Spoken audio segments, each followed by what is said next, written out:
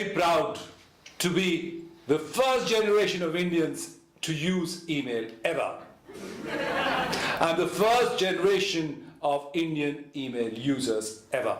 And I'm very proud of it, right? Now you guys may think it's no big deal. Is this even a category? But believe you me, it is. And I'm very proud to be in that amazing category. Yeah? Because you know, I come from a time when we used to write letters. We used to write letters to communicate and send news to each other.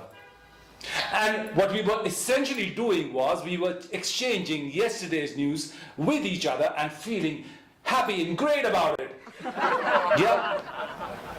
But you know, those early days of sending and receiving emails weren't easy as well. Because I'm talking about a time when we were using dial-up connections. Now for the dial-up connection, you had to first switch on the computer, then switch on the modem, and then dial the number at least 6 times to get through, right? And then you were lucky to have that connection for a long extended period of time because you weren't sure. So I was really lucky to open my first email account. And it was a Hotmail account, I remember. I was in my first job. And I was thrilled, right?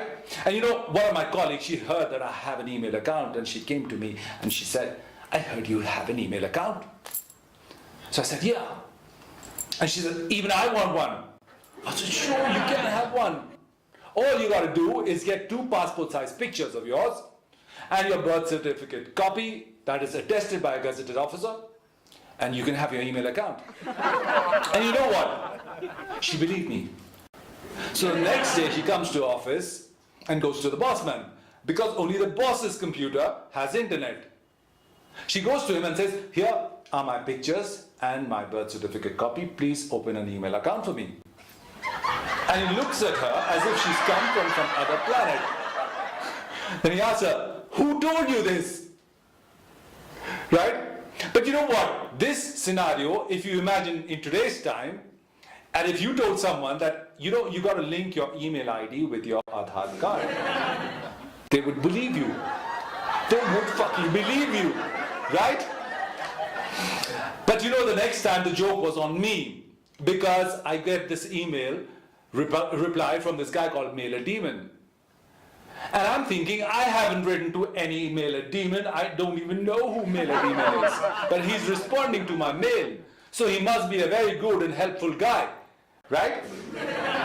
So I open this mail, and Mailer Demon has said that the mail that I tried to send to my friend Rajat has not been sent. And I'm thinking, wow, this place has really helpful people. This guy is helping me. So I reply back to Mailer Demon, saying, Mr. Demon, I don't know how you got my email ID. I was actually writing to my friend called Rajat. But since I don't know what Rajat's correct email is, would you be so kind enough to send me Rajat's actual email ID? Yeah, I wrote that. But you know what? Emails, they really helped us because we stopped writing letters as a people. Because before this, we were crazy letter writers. And one reason why this Hotmail guy was an Indian, the guy who came out with Hotmail first is an Indian, because only an Indian could have understood the amount of time we Indians were wasting writing letters. We were a crazy people. We were crazy about writing letters, you know. At times when there was no ink at home, we just cut ourselves and use our blood to write letters. We were that fucking crazy.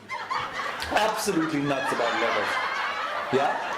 So finally, we had a time that we could send email, and instead of exchanging yesterday's news, we could get updated on a day-to-day, minute-by-minute basis, which was so much fun. And for those of you who don't know what letters are, let me give you a small crash course.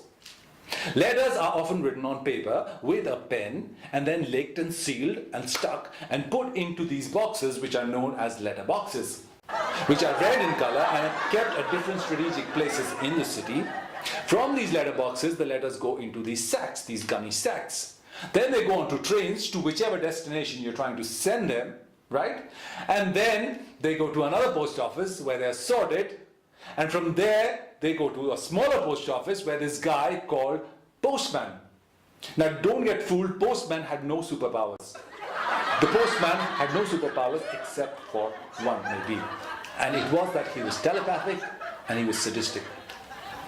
So whenever you needed him most, when you were desperately seeking him out, he knew it. And he would not turn up at your doorstep. Otherwise, he'd be just there every day. But when you were expecting your biggest piece of news, the postman disappeared. Yeah.